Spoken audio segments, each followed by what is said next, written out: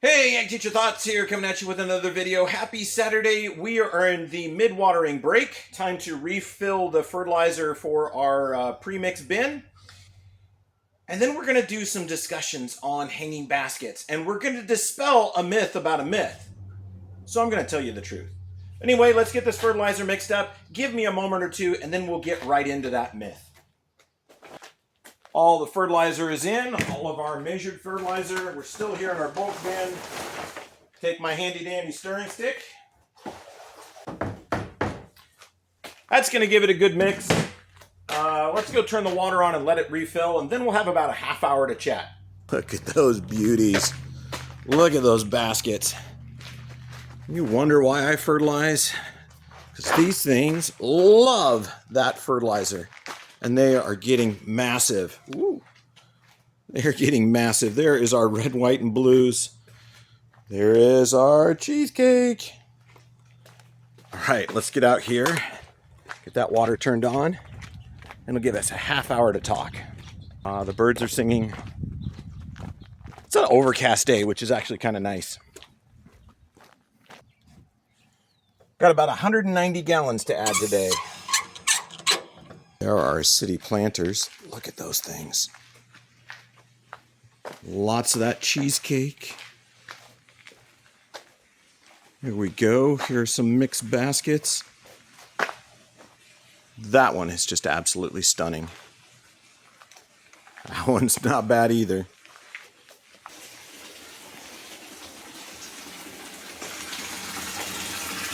There we go. Going well. Get that angled in so it starts mixing. All right, so what is this myth about a myth that I came across? This is something that I was reading about, and I've helped a bunch of ag teachers out doing a little bit of visual troubleshooting over Facebook. And it's something that I wanted to cover because as I was trying to go out and make a point about it, I started seeing incorrect information. People not believing that it's true, people saying it's impossible, trying to use science to explain it. I'm going to explain it through experience. So the myth is that if you water plants on a hot day, that the sunlight will take that water droplet that lands on the leaf or the flowers, and it magnifies the sun and burns a little hole in the leaf or in the blossom. The internet's kind of divided on that. So I'm going to give you a little bit of my practical experience. I've said it many, many times. I grew up in a greenhouse.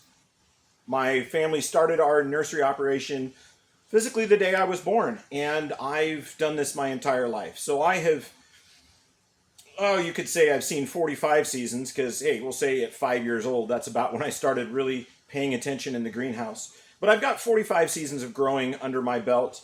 You can trim it back as you want, but still it's going to give you decades of experience in the nursery. And I've seen a lot, and I've done a lot, and I've been exposed to a lot of different things in the nursery industry. The other thing that you have to understand is in my upbringing, my father wasn't just a standard nurseryman. He was a horticulturalist. He has a master's in soil science and a master's in plant pathology. So when it comes to defects and other things in plants, I learned very, very young what to look for and how to diagnose things.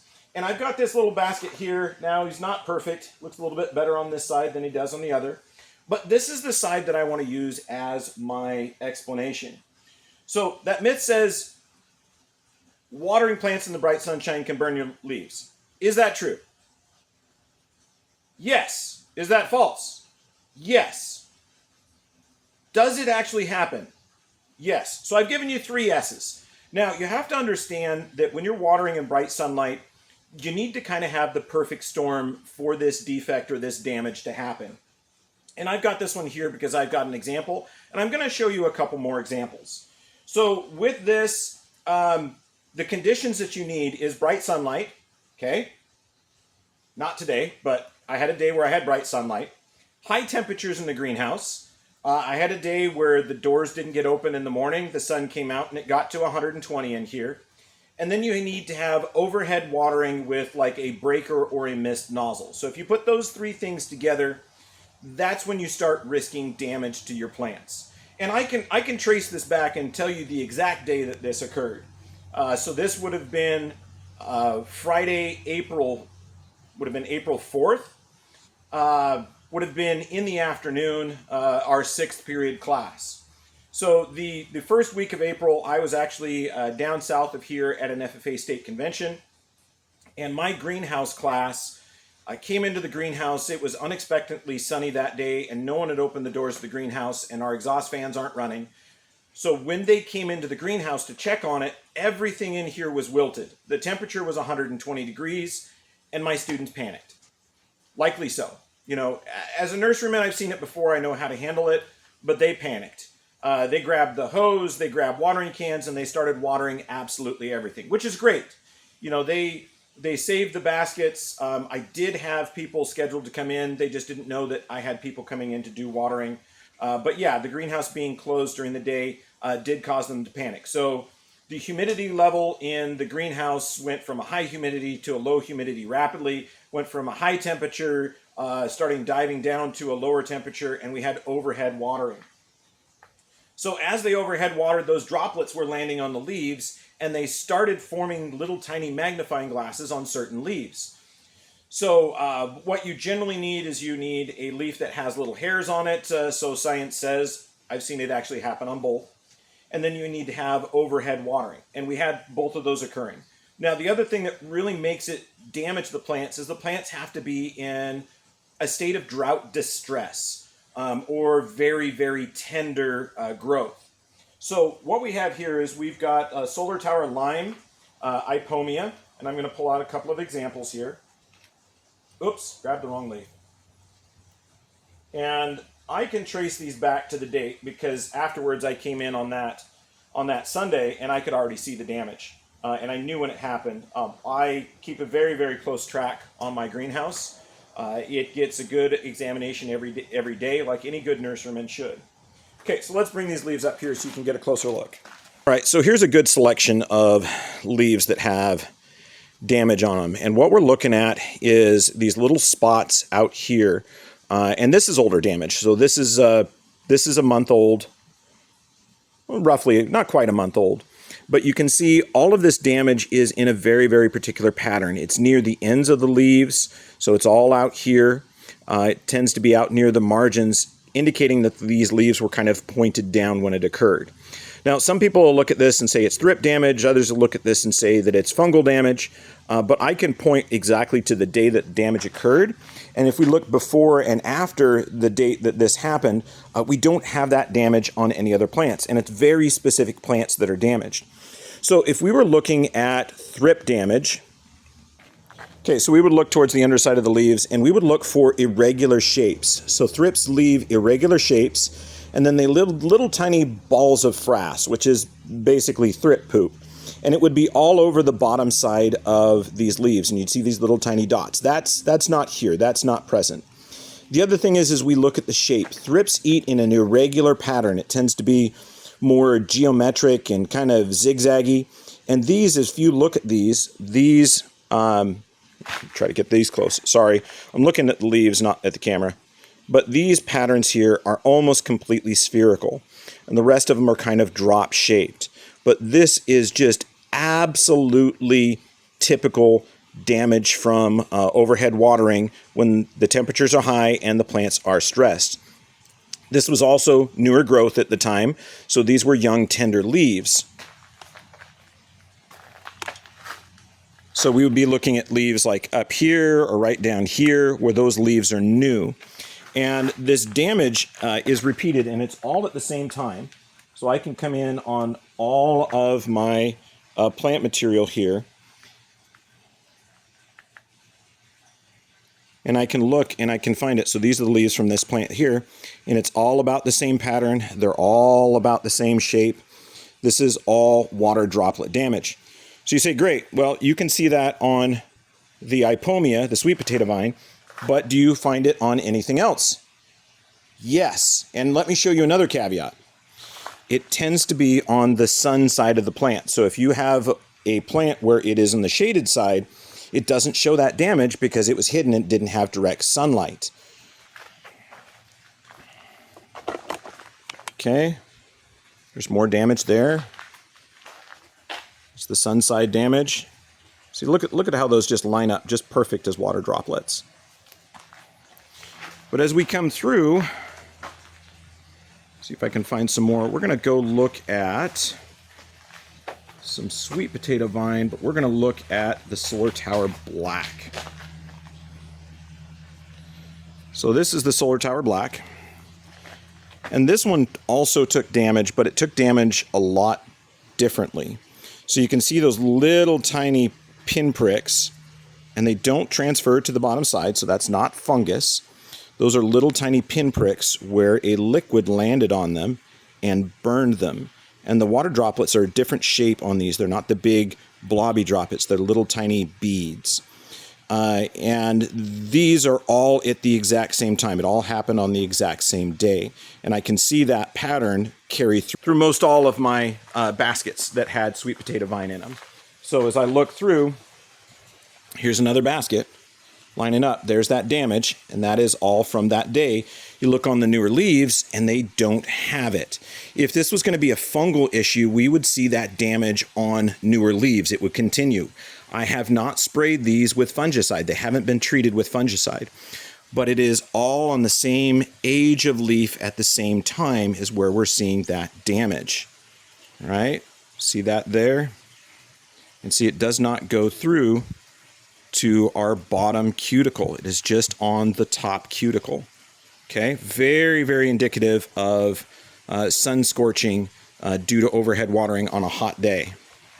So let's go back here because I could keep going. I could keep pointing these out. So yesterday was a pretty hot day. I had some stuff that was wilted. So I came out and I did some watering. But when I did that, I made sure that when I took my watering wand, I was going underneath the foliage into the basket to make sure that when I did that, I wasn't putting water on the blossoms. But it does still happen. Okay, so we're back here in the back of the greenhouse, and we're going to look at some other issues that happened. Let's see. Well, here you go.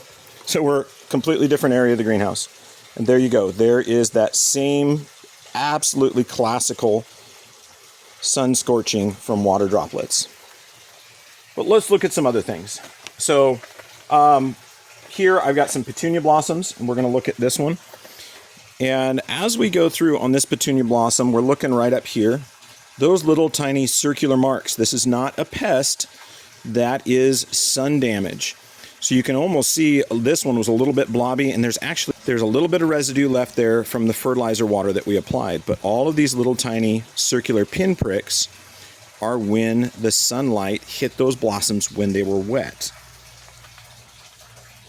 Here we go. There's a little bit more. There's a little bit more right in through there. Okay?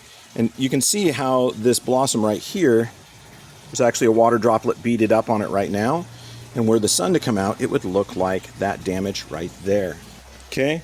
This damage here, that is this flower wilted. Had a little bit of water on it when it was wilted. That one also scorched right there. But I can look through and I can find these in my flowers, and I can find them in my other plants. And I'm not seeing any other damage. You know, some people would say, hey, that's thrips. No, thrips absolutely love this color purple. And they would do these little trails in through here with the little tiny solid round dots in their leavings. And I haven't seen a single thrip here in my greenhouse this year. And I've looked. You know, I always look at my dark colored blossoms first. Then I'll look at the underside of the leaves. I'll look at the everything else. I'm not seeing that damage here. So this is clearly damage I can trace back to one day on the Ipomia to some mistakes that were made that caused sunburn. Now, it's not pathogenic. There's nothing I need to spray. There's nothing I do about it. The only thing that it is visually distracting for the basket. So when I see it, if it's significant, I just go in and pinch off those leaves, throw the leaves away, and it's fine. So don't panic if you see that. Please look closely, because I don't want you to have to apply any chemicals to your plants or greenhouse if you don't need them. So yeah, I mean, don't panic. That is something that's very, very typical to happen in nursery crops. And again, it doesn't happen every time. It's typically a perfect storm. Wilted plants, high temperatures, overhead watering, and yeah, probably that fertilizer helps a little bit too. So there you go. That's something that there's a lot of people saying out there that it's a myth. No, it's 100% true. It does happen, but it has to have the right conditions to happen. I did see that the other day on my raspberry cheesecake petunias. They are a really dark blossom. There was a little bit of misting when I was doing some of the watering, and wherever it landed on those blossoms on that hot summer day, it was almost 80. And then I think in the greenhouse we were about 105, and they were a little bit wilted. And boom, I had sunspots on my flowers. So yes, it is true. It does happen. Don't dispel it as a myth. If you are concerned and it's a high temperature and your basket is wilted, just water underneath the foliage into the basket, and make sure you're not overhead watering with a shower nozzle. Anyway, I hope you learned something. I hope you enjoyed yourself. I've probably got another 20 minutes left of that fertilizer filling, but Ag Teacher Thoughts out.